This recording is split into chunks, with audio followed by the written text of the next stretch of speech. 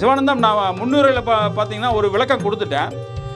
நீங்கள் அந்த குழுவில் வந்து நீங்கள் ஆரம்ப கட்டத்துலேருந்து இருந்தீங்க.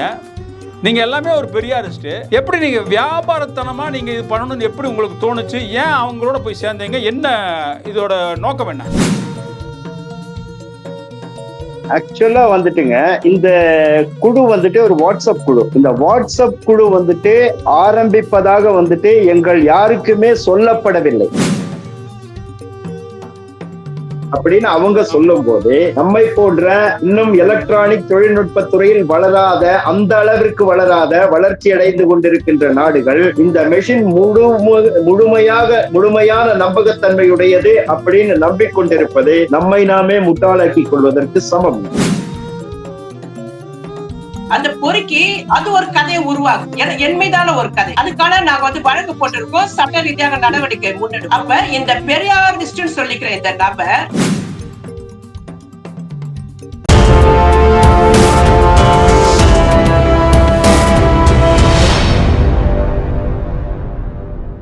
இருபத்தாறு தேர்தல் வந்து கொண்டிருக்குது.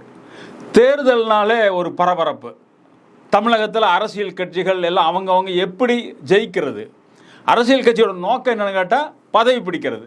அந்த பதவி பிடிக்கிறதுக்காக என்னென்ன பண்ணணும், இதற்காக இன்றைய காலகட்டத்தில் இன்றைக்கி வந்து விஞ்ஞான உலகத்தில், டிஜிட்டல் உலகத்தில் பல முன்னேற்றங்கள் வந்திருக்கு. நீங்கள் ஒரு 20 ஆண்டுகளுக்கு முன்னாடி அல்லது 30 ஆண்டுக்கு முன்னாடி இந்த இதெல்லாம் கிடையாது.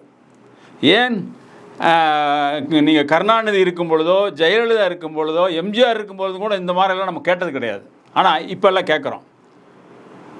என்ன கேட்குறோம்? பிரசாந்த் கிஷோர் யாரா அது? ஜான் ஆரோக்கியசாமி யாரா அது? இவங்கெல்லாம் தேர்தல் வியூகம் பண்ணி இதை எப்படி ஒரு அரசியல் கட்சியில் பணத்தை வாங்கி கொண்டு அதை ஒரு வியாபாரமாக மாற்றி எப்படி அதை ஜெயிக்க வைக்கிறது, இதை தான் பண்ணிகிட்ருக்காங்க. இந்த வழியில் 4வது படித்த ஒரு நபர் வந்து இதில் இறங்கி அவர்களுக்கு துணை போய் கொண்டிருக்கார் அப்படின்னு கேட்டால் ஆச்சரியமாக இருக்கா உங்களுக்கு? உங்களுக்கெல்லாம் ஆச்சரியப்படுவீங்க. ஆனால் அப்படி ஒரு நபர் இருக்கார். அவர் அடிக்கடி நம்ம வந்து தமிழச்சியோட பிரான்ஸ் தமிழச்சியோட பேசும்பொழுது அந்த பெயர் வந்திருக்கும், பெரியார் சரவணன். 4வது தான் படிச்சிருக்காரு.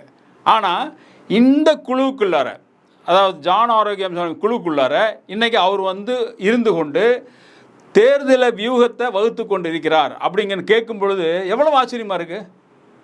இன்றைக்கு நேரத்தில் இவர் கிட்டத்தட்ட ஒரு 3 ஆண்டுகளுக்கு முன்னாண்ட திராவிடன் சிண்டிகேட் இன்டலெக்சுவல் ஃபாரம் அப்படின்னு ஒரு வாட்ஸ்அப் குழு ஆரம்பிக்கிறாரு. அதில் முக்கியமான நபர்களை வைத்துக்கொள்கிறாரு. நாம் அந்த முக்கியமான நபர்கள்லாம் சேர்ந்து என்ன பண்ணுறாங்கன்னா, ஒரு இதை ஆரம்பிச்சிருவோம், தேர்தலை எப்படி தேர்தல் வியூகங்களை வகுத்து கொடுத்தா நம்மளுக்கு ஒரு பிஸ்னஸ் நடக்கும், பணம் வரும் அப்படின்னு சொல்லிட்டு ஒரு குழு ஆரம்பிக்கிறாரு. அந்த குழுவில் சிலர் இணைகிறாங்க. அதில் வந்து இணைஞ்சு கொண்டு என்ன அவங்க அந்த திராவிடன்னு சொல்லும்போது நீங்கள் என்னாங்கன்னா திமுக அப்படிங்கிற ஒரு அமைப்பு இருக்குது, அண்ணா திமுகங்கிற ஒரு அமைப்பு இருக்குது. இவங்கெல்லாம் திராவிட சிண்டிகேட்டுக்குள்ளே வர்றாங்கன்னு வைங்க.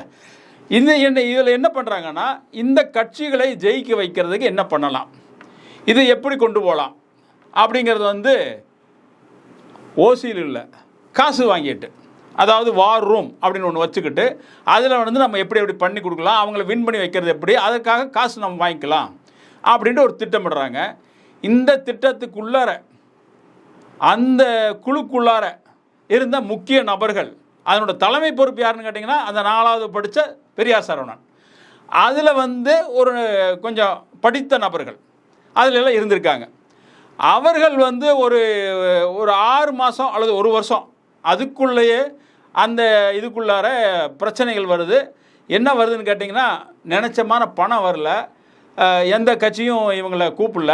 அதற்காக என்ன பண்ணுறாங்கன்னா, இவங்க வந்து விஜய்கிட்ட போகலாம் அப்படின்ட்டு அதோடைய தலைமை பொறுப்பாளர் சொல்கிறார். என்னையா திராவிடன் திராவிடன் சிண்டிகேட் வச்சுட்டு நீ போய் விஜய்கிட்ட போகிற, விஜய்க்கு என்னையா இருக்குது அப்படிங்கிற அந்த கோபத்தில் சில நண்பர்கள் அந்த குழுவிலிருந்து வெளியேறாங்க. அந்த நண்பர்களில் இன்னைக்கு இருந்து அவர் நம்மளுக்கு வந்திருக்கார், நம்ம கூட இணைஞ்சிருக்கார் சிவானந்தம் வந்து இந்த குழுவில் அவர் ஒரு பெரியாரிஸ்ட். இந்த திராவிடன் சிண்டிகேட் இன்டலெக்சுவல் ஃபாரத்துக்குள்ளே எல்லாருமே கேட்டிங்கன்னா எல்லாருமே பெரியாரிஸ்ட் தான். ஸோ இவங்கெல்லாம் வியாபார, அதாவது பெரியாரிஸ்ட்டுங்கிறது வந்து முழுக்க முழுக்க ஒரு ஒரு என்ன சொல்கிறது, என்ஜிஓ மாதிரி ஒரு நம்ம இது வந்து நடத்தணும், நம்ம வந்து மக்களுக்கான ஒரு இது கொண்டு போகிறது எப்படி, மக்களை தெளிவுபடுத்துகிற எப்படி, மக்களை இந்த இது ஆன்மீகத்திலிருந்து அதாவது மூடத்தனத்திலிருந்து வெளிவர்றது எப்படி அப்படிங்கிற அந்த இதெல்லாம் வந்து அதெல்லாம் தாண்டி இன்றைக்கி வந்து ஒரு பிஸ்னஸ் டேர்னில் வருது. அந்த வகையில் ஆரம்பிக்கப்பட்டதான் இந்த இது. ஸோ இதில் வந்து அந்த சிக்கல்லேருந்து வெளியே வந்துட்டார். ஆனால் இன்னும் அது தொடர்ந்து கொண்டிருக்கிறது. இப்போ அந்த நபர் சொல்கிற பாருங்க, பெரியார் சரவணன் நபர், அவர் வந்து இன்னும் வந்து ஜான் ஆரோக்கியசாமி அப்படிங்கிறவர். அவர் யாருன்னு கேட்டிங்கன்னா, நீங்கள் வந்து பிரசாந்த் கிஷோர் இருக்கார், அவர் டெல்லியில் உட்காந்துட்டு ஒரு அலுவலகம் வச்சுட்டு மிகப்பெரிய அளவு இருக்கார். ஹைதராபாத்தில் ஒரு அலுவலகம் இருக்குது, பெரிய அலுவலகம் இருக்குது. ஸோ இவங்களுக்கு அடுத்த லெவலில் அசிஸ்டண்ட் அப்படிங்கிற ஒரு லெவலில் ஒரு டிஜிட்டல் மார்க்கெட்டிங் எப்படி பண்ணுறது அப்படிங்கிற ஒரு அமைப்பை வச்சுக்கிட்டு அதில் வந்து இருக்கக்கூடிய ஒரு நபராக இருந்தார். ஆனால் இன்றைக்கி வந்து விஜய்க்கு வந்து அவர் ஒரு முக்கிய நபராக இருக்கிறார். ஜான் ஆரோக்கியசாமி சொல்கிறது தான் வந்து இன்றைக்கி விஜய் நம்பிக்கொண்டிருக்கார் அப்படிங்கிறது வந்து முந்தானத்து வரைக்கும் இருந்தது. நேற்று என்ன நடந்ததுன்னா, பிரசாந்த் கிஷோரே வந்து விஜயை பார்த்துருக்கார். ஸோ விஜய் வந்து பல இந்த மாதிரி அதாவது தேர்தல் வியூகங்களை வைக்கக்கூடிய ஆட்களை வந்து பக்கத்தில் வைத்து கொண்டிருக்கிறார் தெரியுது. ஸோ இவர்களெல்லாம் வைத்து கொண்டு தான் இன்றைக்கி நடக்குது. இதெல்லாம் இருக்கட்டும், இது வந்து ஒவ்வொரு கட்சியிலையும் நடக்கிறது தான். இன்றைக்கு இருக்கக்கூடிய அத்தனை கட்சிகளும் இது நடக்குது. தமிழகத்தில் இருக்கக்கூடிய எல்லா கட்சிகளும் நடக்குது. இதில் நம்ம வந்து மிக முக்கியமாக கவனிக்கப்பட வேண்டியது, இந்த 4வது படித்த சரவணன் என்ன பண்ணுறாரு, எப்படி அப்படி பண்ணார், இவர் எப்படி இதெல்லாம் யோசித்தார் அப்படிங்கிறத சொல்கிறதுக்காக இந்த குழுவில் ஆரம்ப கட்டத்திலிருந்து இருந்த ஒரு நபர், நம்மளுக்கு நண்பர், அவர் வந்து நம்மளோட பேச வந்திருக்காரு. நண்பர் வணக்கம். சிவானந்தம் வணக்கம்.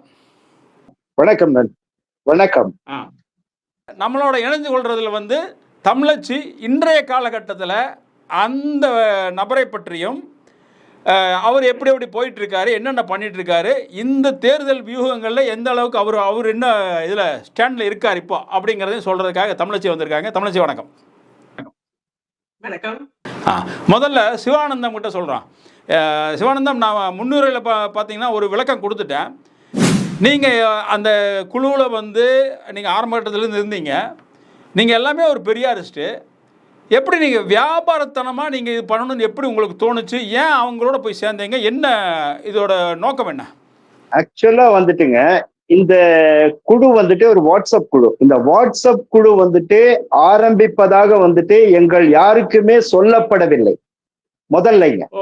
இப்படி ஒரு குழு, திராவிடன் சிண்டிகேட் என்ற பெயரில் ஒரு குழு ஆரம்பிப்பதாக எங்களுக்கு சொல்லப்படவில்லை. அதே மாதிரி நீங்க வந்துட்டு பெரியாரிஸ்டுகள் வந்துட்டு ஒரு சமுதாய பணியில் இருக்க வேண்டியவர்கள், ஒரு என்ஜிஓ மாதிரி இருக்க வேண்டியவர்கள், எப்படி ஒரு வியாபாரத்திற்கு துணை போகலாம் அப்படின்னு நீங்க கேள்வி ஒண்ணு வச்சீங்க. ஆனால் இப்படி வந்துட்டு நாம் ஒரு காரியம் வந்துட்டு செய்ய போகிறோம்ங்கிறதும் வந்துட்டு எங்களுக்கு சொல்லப்படவில்லை. நாங்க ஒரு ட்ரிப்பு போறோம். ஒரு 13 பேர் சேர்ந்துங்க. இந்த 13 பேரும் வந்துட்டு ட்ரிப்பா போய் தான் ஒரு இடத்துல அசம்பிள் ஆகிறோம். அசம்பிள் ஆகி நாங்க சும்மா வந்துட்டு ஒரு ஜாலி ட்ரிப்புங்க, அவ்வளவுதான். ஆனால் அந்த ட்ரிப்பு போன இடத்தில் தான் வந்துட்டு இந்த பொருள் விவாதிக்கப்படுகிறது. இந்த பொருள் விவாதிக்கப்படுதுன்னா எப்படின்னா ரொம்ப டீப்பா விவாதிக்கப்படுதுங்க. அதாவது வந்து 2026 தேர்தலுக்கு விஜய் அரசியலுக்கு வருகிறார். விஜய் வந்துட்டு ஆசியாவிலேயே அதிக சம்பளம் வாங்கக்கூடிய 2வது பெரிய நடிகர்.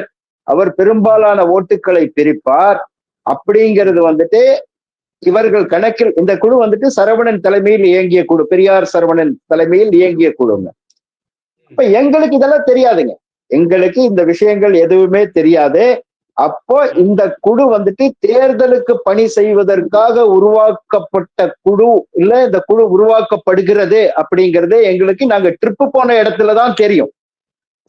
அப்போ ட்ரிப்ப வந்துட்டு இந்த குழுவினுடைய செயல்பாட்டுக்காக உபயோகப்படுத்தி கொள்ளப்பட்டதா, இல்ல இப்படி ஒரு முன் திட்டத்தோட எங்களுக்கு எதுவும் சொல்லாம வந்துட்டு இவர் வந்துட்டு வந்தாரா அப்படிங்கிற 2 கேள்வி இருக்குங்க. இதுல வந்துட்டு இந்த 2வது கேள்விக்கான சாத்தியக்கூறுகள் தான் அதிகம்.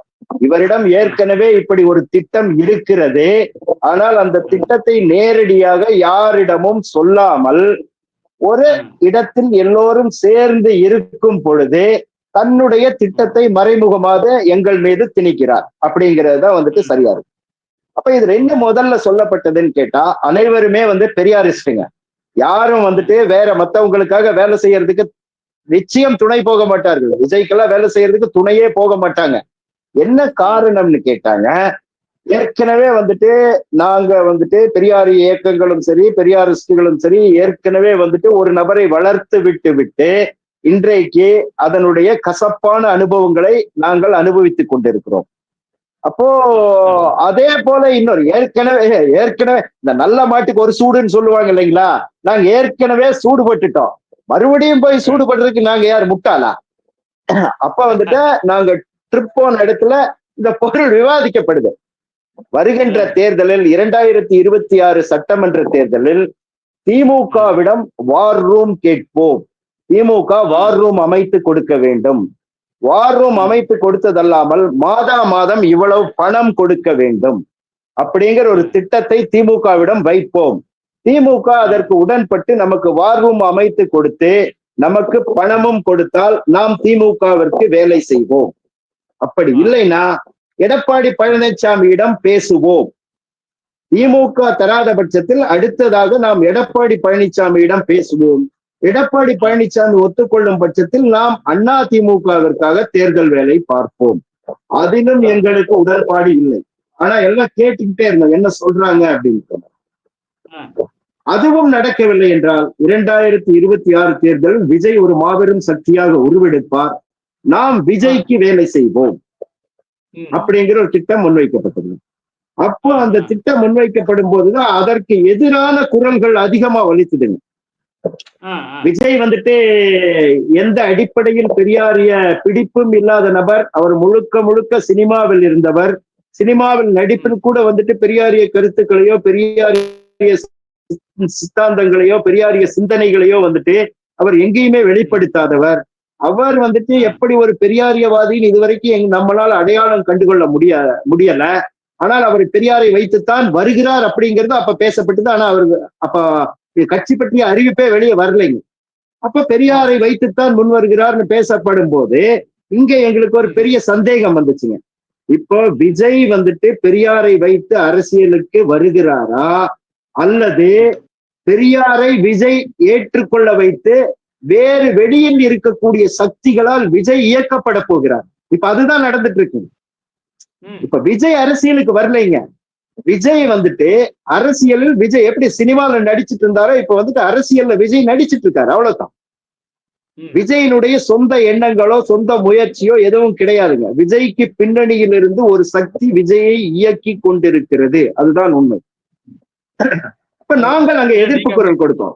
சொன்னீங்க இந்த மாதிரி. ஆனா அவர் வந்து பெரியாரோட நினைவு இது இடத்துக்கு போய் அவர் வந்து மலர் வளையம் வச்சாரு, வச்சு அஞ்சலி இது நினைவஞ்சலி செலுத்தி வந்தார், மரியாதை செலுத்தி வந்தார்ல அவர். அது மட்டும் இல்லை, அது பெரியாரை வந்து பெரியார் சிலையும் வந்து இப்போ வந்து அவருடைய கட்சி அலுவலகத்திலே திறந்திருக்காங்க.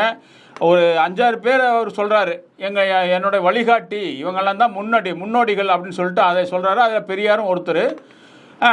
அவர் ஆனால் நீங்களாம் இதை ஆரம்பிக்கிறதுக்கு முன்னாடியே அவர் வந்து இந்த மாதிரி வரமாட்டார் அப்படிங்கிற ஒரு இதோட இருந்தீங்க. அவருக்கு வந்து ஆதரவு தெரிவிக்கலான்னு சொல்லும்போது ஏன் அதை எதிர்ப்பு தெரிவிச்சிங்க? அப்புறம் அது என்ன ஆச்சு? நீங்களே எதிர்ப்பு தெரிவிச்சு என்ன ஆச்சு? அது இப்போ வந்துட்டுங்க, விஜய் வந்துட்டு பெரியாரை வந்துட்டு எங்களுடைய அரசியல் வழிகாட்டின்னு சொன்னது ஒரு வருஷமா தானுங்க. ஆனால் நாங்கள் இந்த திராவிடியன் சிண்டிகேட்ல இதை பேசினது 3 வருஷத்துக்கு முன்னால, 3 ஆண்டுகளுக்கு முன்னால். அப்போ விஜய் வந்துட்டு அப்ப வெளியிலிருந்து ஏதோ வந்துட்டு இந்த மாதிரி சக்திகளால் இயக்கப்படுகிறார். அந்த இயக்கப்படுகிற எப்படி விஜய் வந்துட்டு அரசியலை டைரக்ட் பண்ணணுங்கிற ஒரு பெரிய டிஸ்கஷன் நடந்திருக்கு. அந்த டிஸ்கஷன் வந்துட்டு இந்த ஸ்ட்ராட்டஜிஸ்டுகளுக்கு போயிருக்கு. ஸ்ட்ராட்டஜிஸ்டுகளின் மூலமாகவோ இல்ல வேறு ஏதோ ஒரு வழியிலோ அது வெளியில கசிஞ்சிருக்கு. அந்த கசிந்த தகவல் தான் வந்துட்டு நாங்க ட்ரிப் போன இடத்துல பேசப்பட்டு விஜய் பெரியாரை வைத்து அரசியலுக்கு வருகிறாருங்கிறது கருத்து முன்வைக்கப்பட்டது. அப்ப நாங்க சொன்னோம், இப்போ திமுகவிற்கு வேலை செய்வது என்பது வந்துட்டு நிதர்சனம். திமுக வந்து பணம் கொடுக்குது, வார் ரூம் கொடுக்குது. எங்களுடைய குறிக்கோள் பணமே கிடையாதுங்களே. அரசியலை வைத்து பிழைக்க வேண்டிய அவசியத்தில் நாங்கள் யாரும் இல்லை. அந்த குழுவில் இருந்தவங்க சரிங்களா, அந்த குழுவில் உறுப்பினர்களாக இருந்தவங்க யாரும் அரசியலை பிழைப்புக்காக அரசியல் செய்பவர்கள். 2022 தானே நீங்க சொல்றது? ஆமாங்க, 2022. அப்ப அரசியல் பிழைப்புக்கல்ல, நாங்கள் வந்துட்டு இன்றைய அரசியல் சூழ்நிலையில் வந்துட்டு நாம் திராவிட முன்னேற்ற கழகத்திற்கு ஆதரவு அளிக்க வேண்டிய கட்டாயத்தில் இருக்கிறோம். இங்க வந்துட்டு ராகுல் காந்தி வந்துட்டு பாத்தீங்கன்னா அதற்கு பிறகுதான் வந்து ராகுல் காந்தி வந்துட்டு பாராளுமன்றத்திற்கு வெளியே ஒரு பேட்டியில வந்துட்டு மிக தெளிவாக சொல்லி இருந்தாருங்க. அரசியல் வெற்றி தோல்விகளுக்கு அப்பாற்பட்டு ஒரு மாபெரும் சித்தாந்த போருக்கு நாம் தயாராக வேண்டும்ங்கிறது ராகுல் காந்தி சொன்னது. ராகுலினுடைய தொலைநோக்கு பார்வை வந்து ரொம்ப தெளிவா சொல்லுச்சுங்க. அந்த கருத்தில் நாங்கள் முழுக்க முழுக்க உடன்படுகிறோம். அப்படி வந்துட்டு இங்க ஒரு மாபெரும் சித்தாந்த போர் வந்துட்டு இரண்டு சக்திகளுக்கு இடையில் நடந்து கொண்டிருக்கிறது. அதில் ஒன்று நாம் ஆதரிக்க வேண்டிய சக்தி, நமக்காக களத்தில் நிற்கின்ற சக்தி ஒண்ணு, இன்னொன்று நமக்கு எதிரான சித்தாந்தம் ஒண்ணு. அப்ப இந்த இடத்தில் வந்துட்டு நாம் யாருடன் நிற்க வேண்டும்ங்கிறதுல நாங்க தெளிவா இருக்கிறோம்ங்க. ஆனால் அங்கு மூன்றாவதாக ஒரு இது வைக்கப்பட்டது என்னன்னு கேட்டா, விஜய் 2026 தேர்தலுக்கு அரசியலுக்கு வருகிறார் என்பது பெரியார் சரவணனால் முன்வைக்கப்பட்டது. அவர் பெரியாரை முன்னிறுத்தித்தான் அரசியலுக்கு வருகிறார் என்பதும் பெரியார் சரவணன் தான் வந்துட்டு சொன்னார். அப்போ இவங்க ரெண்டு பேரும் பணம் கொடுக்கவில்லை என்றால் நாம் விஜய்க்கு வேலை செய்வோம்னு இவர் சொன்னாரு. அப்போ விஜய்க்கு வேலை செய்வதில் எங்களுக்கு உடன்பாடு இல்லை. ஏன்னு கேட்டா, ஏற்கனவே சீமான பெரியார் இயக்கங்கள் தான் வளர்த்தி விட்டு இன்னைக்கு சீமான் வந்துட்டு பெரியார் சொல்லாத கருத்துக்களை பெரியார் சொன்னதாக அவதூறுகளை பரப்பி கொண்டிருக்கின்ற நிலையில் நாம் பட்ட கசப்பான அனுபவங்கள் இனியும் ஒரு தடவை நமக்கு வேண்டாம். நல்ல மாட்டுக்கு ஒரு சூடு அப்படிங்கிற மாதிரி, நெருப்பின் சூடு எப்படி இருக்கும்னு ஏற்கனவே சீமான் மூலமா தெரிஞ்சுக்கிட்டோம். இனி ஒரு தடவை ஒருத்தனை வந்துட்டு அவன் தன்னை பெரியாரியவாதியாக நிரூபிக்கட்டும், பெரியாரிய கொள்கைகளிலும் சித்தாந்தங்களிலும் நிலைத்து நிற்பவராக பிடிப்புள்ளவராக நிரூபிக்கட்டும். அதன் பிறகு அதை பற்றி யோசிப்போம். ஆனால் வருகின்ற தேர்தலில் திமுகவைத்தான் ஆதரிப்போம்ங்கிற ஒரு நிலைப்பாட்டைத்தான் அந்த குழுவில் இருந்த பெரும்பான்மையோர் எடுத்தவங்க, 2 பேரை தவிர. சரிங்களா?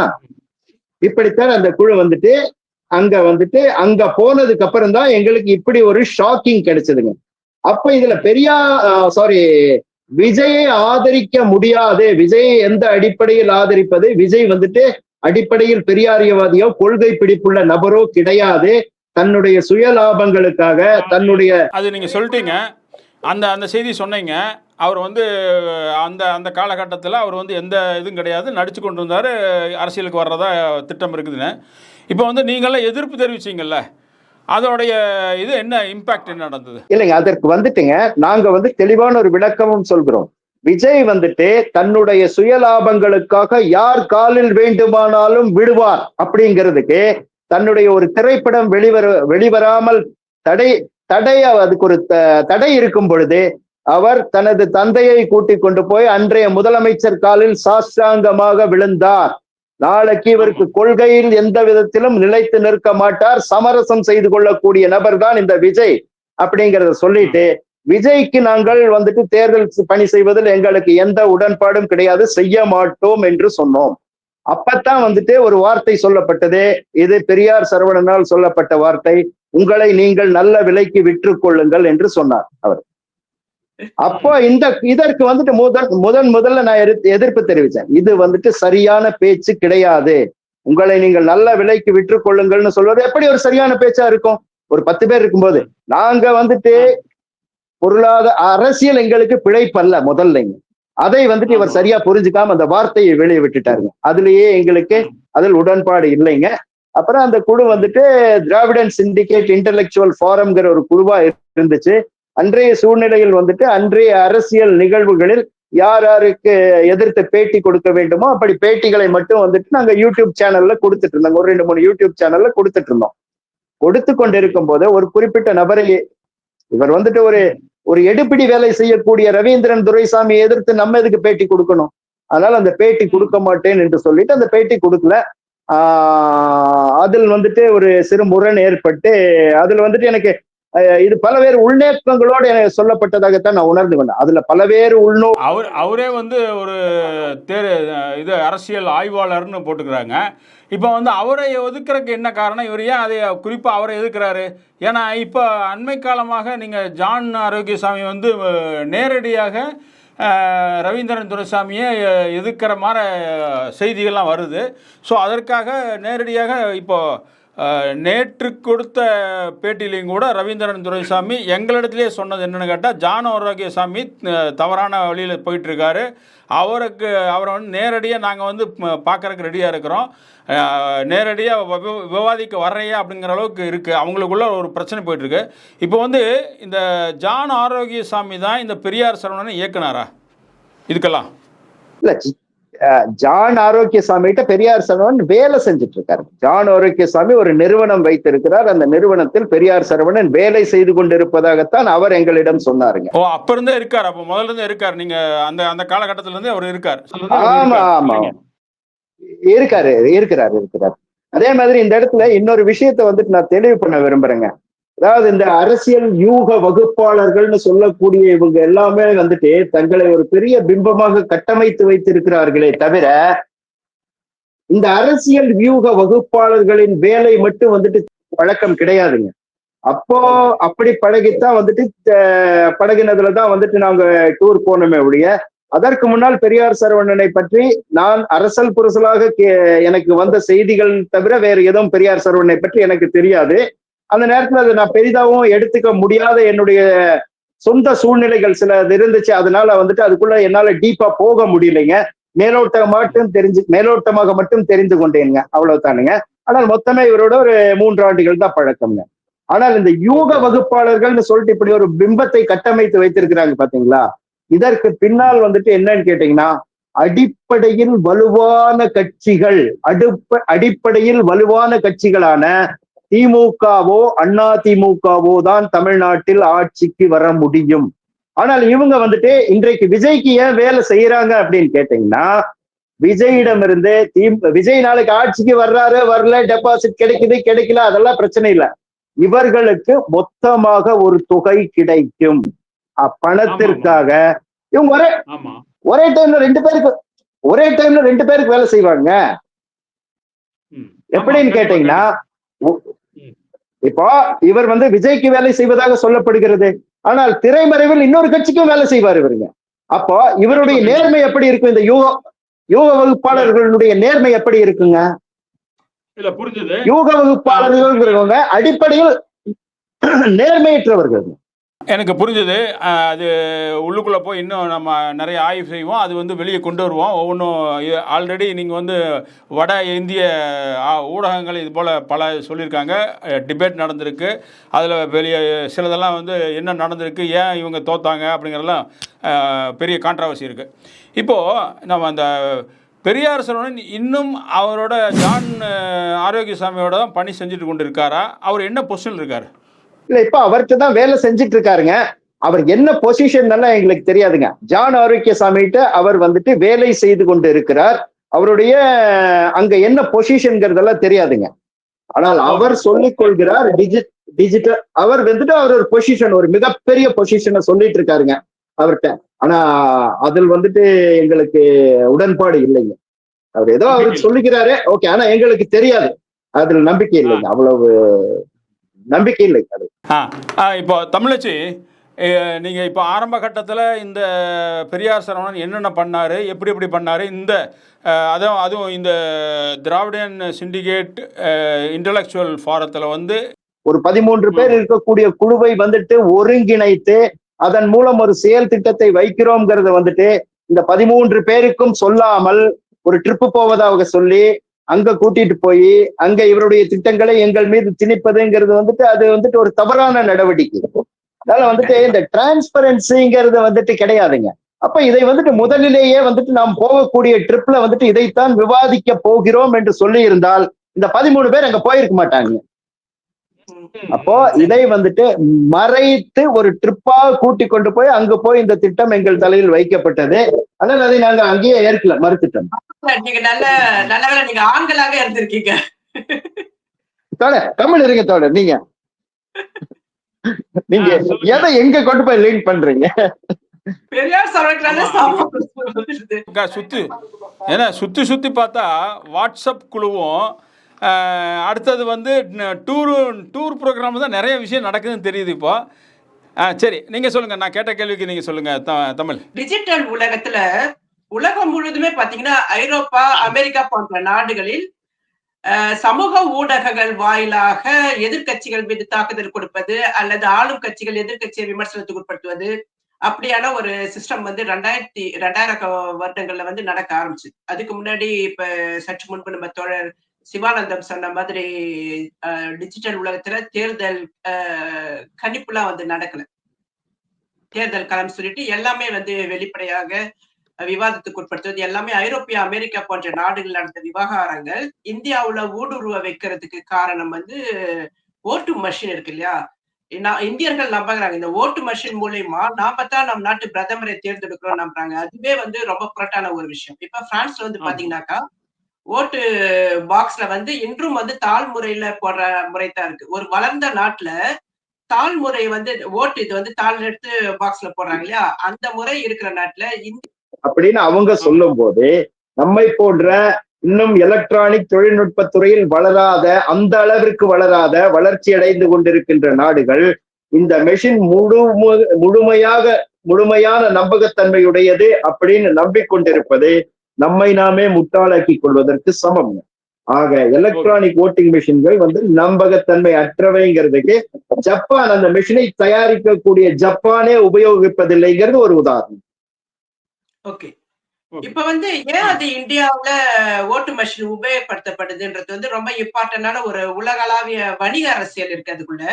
இந்தியர்கள் வந்து மக்கள் தொகை எண்ணிக்கையில ரொம்ப அதிகமாக இருப்பதால் தங்களுடைய கட்டுப்பாட்டுக்குள் செயல்படுகிற ஒரு பிரதமர் தான் வந்து இந்திய ஆட்சி அதிகாரத்துக்குள்ள வரணும்னு பெருமுதலாளிகள், உலகளாவிய பெருமுதலாளிகள் தீர்மானம் பண்ற அடிப்படையில தான் இந்த சிஸ்டம் இப்ப இந்தியாவுக்குள்ள இயங்கிட்டு இருக்கு. ஒரு சிஸ்டம் வந்து பாத்தீங்கன்னா ஓட்டு அரசியல் பார்க்கும் பொழுது ஐரோப்பிய ஓட்டு அரசியல், அமெரிக்க ஓட்டு அரசியல் மாதிரி இந்திய ஓட்டு அரசியலை நம்ம பார்க்க முடியாது.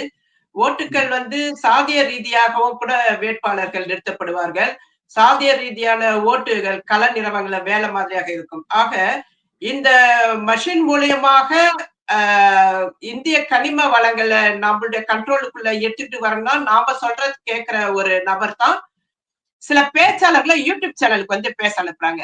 அதுக்காக அவங்க யூடியூப் சேனல் எல்லாம் வச்சிருக்காங்க. உதாரணத்துக்கு வந்து பாத்தீங்கன்னாக்கா மை சென்னை, அறக்கழகம், யூடியூப் பிரிட்ஸ், திராவிடர் பேச்சரங்கம் இதையெல்லாம் வந்து அவங்களுக்கு ஒர்க் பண்ணுது. அப்ப வந்து பாத்தீங்கன்னா உதாரணத்துக்கு இந்த மாதிரி இதை என்னுடையது கூட யூஸ் பண்ணிக்கிறாரு. இப்ப உதாரணத்துக்கு அறக்கழகம்னு ஒரு இதுல வந்து மனித அமைப்பை சேர்ந்த வசுமதி வசதி என்பவரை வைத்து என்னை மிக மிக கேவலமாக இழிவாக பேசி பொய்யான தகவல்களை பரப்புரை செய்து அவதூறு செய்ய வைக்கிறாரு. அதே மாதிரி மைனர் சேனல்ல போய் பெரியார் சரண் உட்காந்துக்கிட்டு என்னை பத்தி என் கேரக்டரை பத்தி அவதூறு செய்யறாரு. இந்த நபருடைய பெரியார் நோக்கம் என்னன்னா கதைகளை உருவாக்குவது. ஒரு வேட்பாளருக்கான இந்த வேட்பாளர் மோசமான கதைகள் உருவாக்கி சமூக ஊடகங்களை உழவ விடுறது. அந்த கேரக்டர் என்ன பண்ணும்? அந்த கேரக்டர் ஒரு பாலியல் விவகாரத்துல சிக்கும் பொழுது அந்த பொறுக்கி அது ஒரு கதையை உருவாக்குது. என் மீதான ஒரு கதை. அதுக்கான நாங்க வந்து வழக்கு போட்டிருக்கோம், சட்ட ரீதியாக நடவடிக்கை முன்னெடுப்போம். அப்ப இந்த பெரியாரிஸ்ட் சொல்லிக்கிற இந்த நபர் அந்தரங்கத்தின் தலையீடுகள், பெண்கள் மீதான நடத்துற தாக்குதல்கள், பெண்கள் அபகரிக்கிற விதங்கள், ஒரு சின்ன தகவல் சொன்னா அவங்களுக்கு புரியும் நினைக்கிறேன். அவர் வந்து ஒரு புத்தகம் எழுதுறாரு. அந்த புத்தகம் வந்து திரைப்படமாக எடுத்துட்டு வர முயற்சி பண்ற, உங்களாலான உதவிகள் செய்யுங்க. பண உதவி தானே சொல்லுவாங்க. உங்களாலான பண உதவிகள்னு. அந்த பொறுக்கி எப்படி கேக்குதுன்னா டிஜிட்டல் ஊடகத்துல உட்காந்துக்கிட்டு, சமூக ஊடகத்துல உட்காந்துக்கிட்டு என்னுடைய புத்தகத்தை வந்து திரைப்படமாக்க முயற்சி செய்யற, உங்ககிட்ட இருக்கிற நகைகள் ஏதாவது இருந்தா கொடுங்கன்னு கேட்கிறான். இது என்ன போக்குன்றதுக்கு நான் ஒரு உதாரணம் சொல்றேன். இவன் வந்து பெண்களை பாலியல் ரீதியாக பயன்படுத்தி கொண்டு அவர்களுக்கு தெரியாமல் புகைப்படங்கள் எடுத்து அதற்கு பிறகு அந்த பெண்களை படங்களை காட்டி மிரட்டுறான். அப்படி ஒரு பெண் வந்து அவங்க கிட்ட சிக்கும் பொழுது அந்த பெண் வேலைக்கு போகாத பெண் அவங்க கிட்ட வந்து ஒரு குறிப்பிட்ட ஒரு 2 லட்சம் எனக்கு கொடுன்னு சொல்லி கட்டாயப்படுத்துறான். நான் எங்க போறது அப்படின்னு கேட்கும் பொழுது உன்ட்ட பணம் இல்ல பரவாயில்ல, நீ கையில போட்டுக்கிறியா வகை கழுத்துல செயின் நகை அதையெல்லாம் கைட்டி கொடு, உன் புருஷன்கிட்ட கேட்டா திருட்டு போயிடுச்சுன்னு சொல்லுன்னு சொல்லி மிரட்டி இருக்கான். அந்த பெண் வந்து என்கிட்ட சொல்ல தகவல். அப்ப அந்த நகை போடுங்கிற விவகாரம் பெண்கள் கிட்ட போனது இல்லாம சமூக ஊடகத்திலே வந்து நான் படம் எடுக்க போறேன், எனக்கு நகை கொடுங்கன்னு கேக்குது அந்த நாய். இந்த நாயை எப்படி, இந்த தெருப்பொறிக்கை எப்படி பேசுறது? அப்ப இந்த மாதிரி உள்ள நபர்கள், தரகு வேலை செய்பவர்கள், தன்னை வந்து பெரியார் சொல்லிக்க கூடாது, சொல்லிக்க முடியாது, சொல்லவும் கூடாதுன்னு நினைக்கிறேன். நீ தரகு வேலை செய்யற நபரா இரு, கள்ளசாராயம் சாச்சிட்டு அதன் வழியா அடித்தடி வேலை பார்க்குங்க, அந்த வேலையை மட்டும் செஞ்சுட்டு இரு. உனக்கு எதுக்கு பெரியார் முகமூடி? இப்படி இந்த மாதிரி நபர்கள் மோசமான செயல்பாடுகளுக்கு தள்ளப்படுவது இல்லாமல் தான் இன்னும் ஒரு 10 பெரியாரிஸ்டுகளை வந்து தனக்கு இணக்கமா பொறுக்கி தரங்களை நீங்களும் செய்யுங்கன்னு சொல்லி கைமாற்ற விட முற்படுவது ஆபத்தா போகுது. அந்த வேலை தான் வந்து தோழர் களத்துல பெரியார் சரவணன் செஞ்சான். தோழர் களத்துல இந்த பெரியாரிஸ்டுகள் இன்னைக்கு பல பேர் வந்து பாலியல் குற்றச்சாட்டை சிக்கி இருக்காங்க. அதுல ஒரு நபர் வந்து போர்ச்சோ சட்டம் வரைக்கும் 12 பிப்ரவரி 2025 கைது செய்யப்பட்டிருக்காரு. இது எவ்வளவு ஆபத்தா போகுது பாருங்க. அப்ப இந்த நபருடைய அரசியல் நடவடிக்கை என்ன? நீ உனக்கு சமூக பொறுப்புணர்வுக்கா, நீ சமூக நீதி பேசுறியா, பெண் விடுதலைக்கான உன்னுடைய போராட்ட வடிவம் என்ன, அல்லது இயக்க பணி என்ன?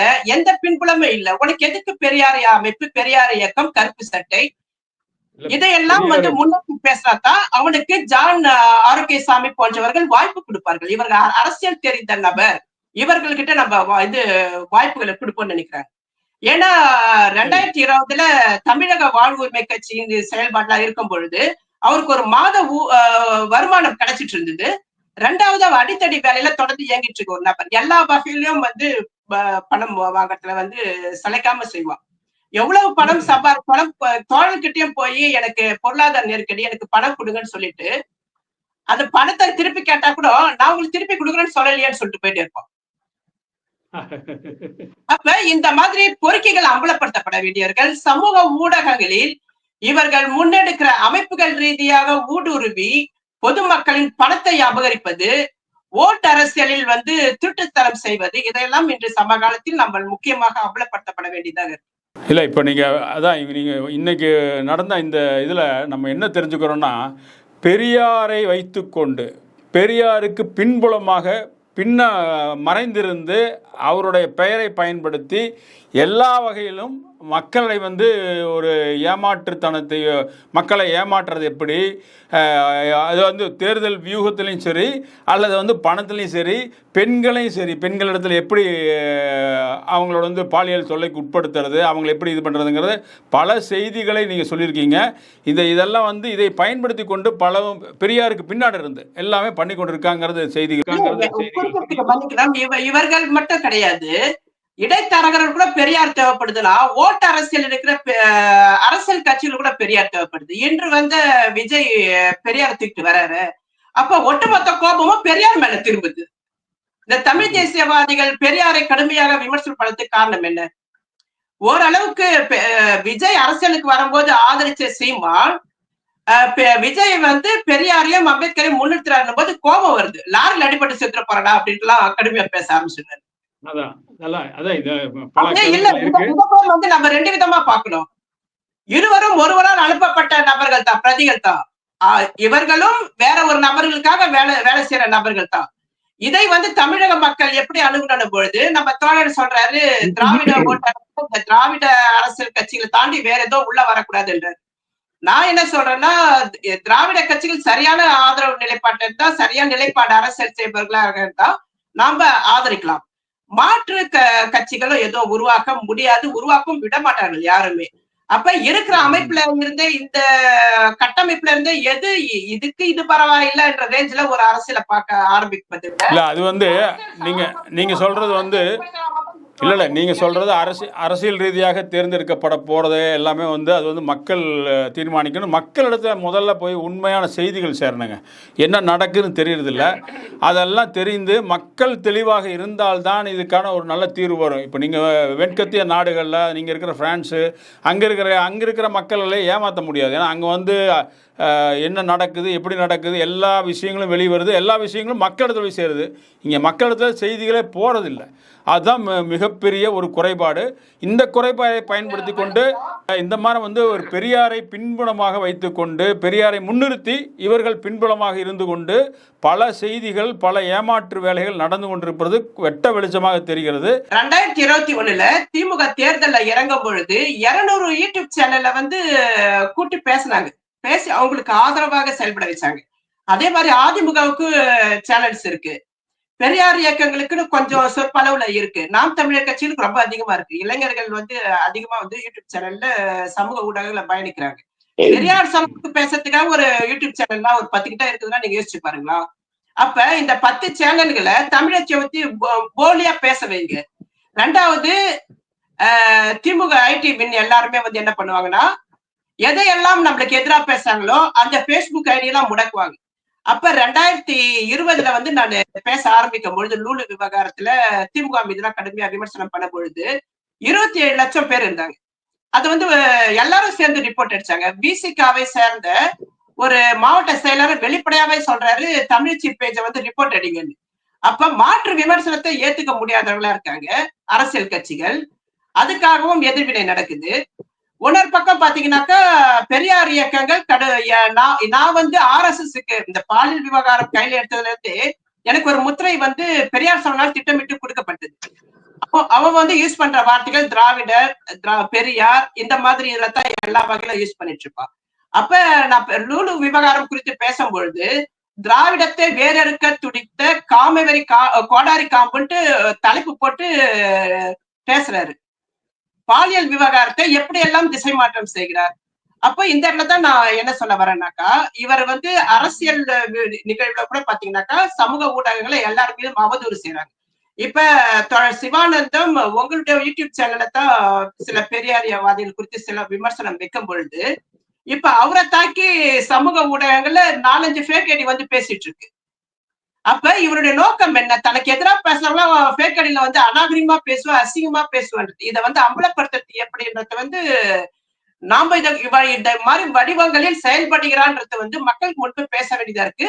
அவர் சார்ந்து நிற்பவர்கிட்ட வந்து கவனப்படுத்துறோம். இது வந்து ஊக்குவிக்கத்தக்க செயல்பாடுகள் கிடையாது அப்படின்னு சொல்லிட்டு நான் இதோட என்னுடைய உரையை முடிச்சேன். இது வந்து மக்கள் தான் பொறுப்பு. மக்கள் வந்து இது என்னன்னு தீர்மானிக்க வேண்டியது மக்களோட பொறுப்பு. மக்கள் வந்து சரியாக கவனமாக இருக்கணும் அப்படின்னு இந்த விவாதத்தில் கேட்டுக்கொண்டு இந்த நிகழ்ச்சியில் உங்களுடைய பங்களிப்பு ரொம்ப முக்கியமாக இருந்தது. ரொம்ப மகிழ்ச்சி. வணக்கம். நன்றி. வணக்கம்.